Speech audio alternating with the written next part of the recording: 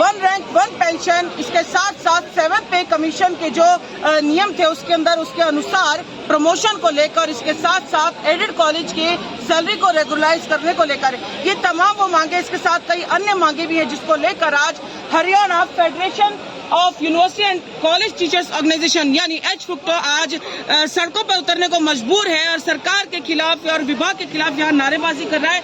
इस वक्त हमारे साथ यहाँ स्टेट प्रेसिडेंट है विकास सिवाच। अब बात करते हैं कि आज तमाम प्रदेश से जो जितने भी ऑर्गेनाइजेशन के मेंबर हैं यहाँ पहुंचे हैं, तमाम लेक्चर्स पहुंचे, क्या कुछ मांगे हैं आपकी? देखिए, शिक्षकों को मजबूरी में आज चंडीगढ़ में धरना प्रदर्शन करना पड़ा है। सारे विश्वविद्यालयों के, सारे एडेड कॉलेजों के, सारे सरकारी कॉलेजों के शिक्षक आज यहाँ पर आए हैं। हमने 3 धरने सरकार को चेताने के लिए, पहले जब गुरु जम्बेश्वर यूनिवर्सिटी हिसार में, फिर हमने कुरुक्षेत्र यूनिवर्सिटी कुरुक्षेत्र में और फिर महर्षि दयानंद विश्वविद्यालय रोहतक में हमने धरने दिए ताकि सरकार सारे संघों को एचफुक्टो के बैनर के तले बातचीत के लिए बुलाए। लेकिन अभी तक सरकार के जूं भी नहीं रेंगी है। पिछले 4 महीने में हम 9 बार मांग पत्र सरकार को दे चुके हैं कि बात हमारी सुनी जाए, लेकिन सरकार की तरफ से कोई भी लेटर वापस नहीं आया, ना कोई कॉल आई आज तक। इसलिए मजबूरी में शिक्षकों को शिक्षा का काम छोड़ के आज ये शिक्षक और शिक्षा हित प्रदर्शन करना पड़ा है। सरकार की बात देखिए, सरकार यूजीसी कुछ कहती है, वहाँ इनका बड़ा इंजन है, हरियाणा में इनका छोटा इंजन है। लेकिन यूजीसी की बात तो जो है, जो यूजीसी ने रेगुलेशन दिए, हमारी सभी संघों की एक ही मांग है, उन रेगुलेशंस को 100% इन टोटलिटी हरियाणा में लागू करा जाए। उसका सबसे बड़ा उदाहरण मैं देता हूँ। आज टीचरों से लाखों लाख रुपए वसूल किए जा रहे हैं। पीएचडी और एमफिल की इंक्रीमेंट जो शिक्षकों को मिलती थी कि उन्होंने एक बेहतर कार्य करा है, उच्च शिक्षा का काम किया है, उसके लिए जो हमारे को इंक्रीमेंट मिलती थी उसको बंद करने का कार्य हरियाणा सरकार ने किया है, जबकि यूजीसी ने कहा है ये इंक्रीमेंट शिक्षकों को मिलनी चाहिए। दूसरी बात, शिक्षकों का विभिन्न उन्होंने अलग अलग उसमें बांट दिए हैं। कोई हमारे बस्टेड टीचर्स हैं, कोई एसएफएस टीचर्स हैं, कोई कॉन्ट्रेक्चुअल टीचर्स हैं।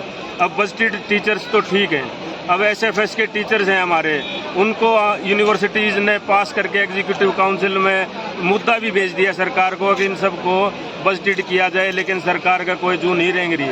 तीसरा कार्य सप्ताह 5 दिन का हो सभी विश्वविद्यालयों में। हमारी एक पुरानी मांग है कि एक दिन का समय तो शिक्षकों को अपने लिए भी चाहिए और 5 दिन का कार्य होने के बाद स्टूडेंट्स को भी 2 दिन का टाइम चाहिए ताकि वो अपनी रिवीजन कर सकें। लेकिन सरकार की तरफ से जू नहीं रेंग रही। चौथी नेशनल एजुकेशन पॉलिसी ये लेके आ रही है सरकार थोपने का कार्य कर रही है। विश्वविद्यालयों के कुलपतियों के द्वारा इसको थोपने का कार्य कॉलेजों पे और विश्वविद्यालय में किया जा रहा है। लेकिन मैं ये बताना चाह रहा हूँ कि न्यू एजुकेशन पॉलिसी इन्होंने दे तो दी है, लेकिन ग्राउंड पर इनकी कोई तैयारी नहीं है। आप विश्वविद्यालय ले लें, कॉलेज ले लें, हजार पद खाली पड़े हैं, शिक्षकों के भी और गैर शिक्षकों के भी। उनको भरे बिना ये कैसे धरातल पर लेके आएंगे? फिर इनको किसानों के जैसे 3 बिल वापस लेने पड़े, शिक्षक आंदोलन करेगा।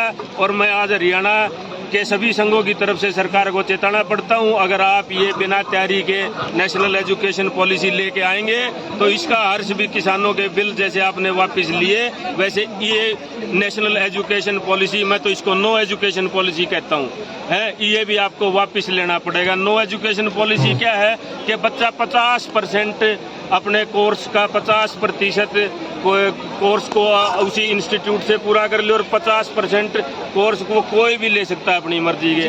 जी, उसमें विभिन्न भ्रांतियां हैं। नेशनल एजुकेशन पॉलिसी को इन्होंने नो एजुकेशन पॉलिसी करा दिया है। राष्ट्रीय स्तर के जोनल हेड भी जो है ऑर्गेनाइजेशन के यहाँ पे मौजूद है। आपका नाम क्या है? मैं doctor Narendra Chahar, EI facto zonal secretary. देखिए, हमने आज के धरने का ऑब्जेक्टिव रखा शिक्षा शिक्षक हित प्रदर्शन। इसके 2 हिस्से हैं। एक शिक्षा जो जुड़ा हुआ है नेशनल एजुकेशन पॉलिसी 2020 से, और दूसरा हिस्सा शिक्षक हित जो जुड़ा हुआ है हरियाणा सरकार द्वारा जारी किए रेगुलेशंस के साथ। जो नेशनल एजुकेशन पॉलिसी आई है वो बिना पार्लियामेंट में डिस्कशन के लागू कर दी गई है। उस पर कोई डिबेट कोई डिस्कशन नहीं हुआ, तो जिसको भी अपनी राय रखनी थी पार्लियामेंट में वो रख नहीं पाया। कंकरेंट लिस्ट में है एजुकेशन, लेकिन स्टेट से किसी से भी पूछा नहीं गया। सभी स्टेट्स को ये कह दिया गया कि आप इसको लागू करें। इसमें दुनिया भर की खामियां हैं। इसमें ऑटोनॉमी का एक सवाल खड़ा हुआ है, इसमें कॉलेज की स्ट्रेंथ का एक सवाल खड़ा हुआ है, इसमें क्लस्टरिंग ऑफ कॉलेज का सवाल खड़ा हुआ है कि अगर 3000 से कम स्ट्रेंथ है तो क्लस्टर बनेंगे और उस क्लस्टर में एक ही टीचर एक दिन एक जगह पढ़ाएगा, दूसरे दिन दूसरी जगह पढ़ाएगा, तीसरे दिन तीसरी जगह पढ़ाने जाएगा, यानी कि वो कहीं नहीं पढ़ाने जाएगा। और ऐसा माहौल ये लोग क्रिएट करना चाहते हैं जिसमें कॉलेज ऑटोनोमस हो जाएंगे, खुद के पेपर, खुद के एग्जाम, खुद के एडमिशन, यानी कि यूनिफॉर्मिटी खत्म होगी। एआई फैक्टो ये चाहती है यूनिफॉर्मिटी हो, ये उस पूरे सिस्टम को नेशनल एजुकेशन पॉलिसी में डिसइंटीग्रेट करना चाहते हैं। यहाँ पर हमारे साथ महासचिव भी हैं जो उनसे बात करते हैं। मैम, तमाम महिला जो है शिक्षक वो भी यहाँ मौजूद है, हमने देखा है। आज की अगर बात करें, आज की क्या रणनीति है, क्या शिक्षा सदन में भी अधिकारियों से मिला? जी, मैं डॉक्टर प्रतिभा चौहान, AHGCTA जनरल सेक्रेटरी, और बहुत बड़ी संख्या में महिला प्रोफेसर्स यहाँ पर पहुँची हैं। और जो हमारी आवाज़ है वो सरकार की हिटलरशाही के विरुद्ध है, सरकार की तानाशाही के विरुद्ध है। सरकार ओल्ड पेंशन स्कीम को हटाकर नई पेंशन स्कीम लाती है, लेकिन कर्मचारियों के साथ कोई प्रतिभागिता तय नहीं करती। हमसे कोई भी सलाह नहीं ली जाती है इसके बारे में। इसी तरह सरकार न्यू एजुकेशन पॉलिसी लाती है, राष्ट्रीय शिक्षा नीति 2020, उसमें भी कर्मचारियों से, शिक्षकों से कोई सलाह नहीं ली जाती। इसके बाद मैं बताना चाहूंगी मीडिया के माध्यम से कि जो हमारा उच्च शिक्षा सदन है, जो हमारे ब्यूरोक्रेट्स उच्च शिक्षा सदन में बैठे हैं, वो एक लेथार्जीनेस दिखाते हैं हमारी ग्रेड्स के प्रति, हमारी जो जायज मांगे हैं उनके प्रति। 3 साल से हमारे सीनियर सिलेक्शन स्केल लगे हुए हैं, तो हम यहाँ एक मांग लेकर आए हैं। मांग क्या? हमारे जायज हक हैं, और हम आपके माध्यम से सरकार को और उच्च शिक्षा सदन को चेताना चाहते हैं कि हमारे जायज हकों को हमें दें। जी बिल्कुल, देखिए इन्होंने साफ तौर पर कहा है कि सरकार ने अगर इस नेशनल एजुकेशन पॉलिसी को लागू किया तो इसका हश्र भी किसान बिल जैसा होगा। ये चेतावनी भी खुले तौर पर सरकार को दी गई है कि सोच समझकर ही इस पॉलिसी को लागू करने का फैसला ले। पंचकुला से मेरे सहयोगी अक्षय के साथ ग्राउंड जीरो से पंजाब केसरी टीवी के लिए मैं उमंग शरान।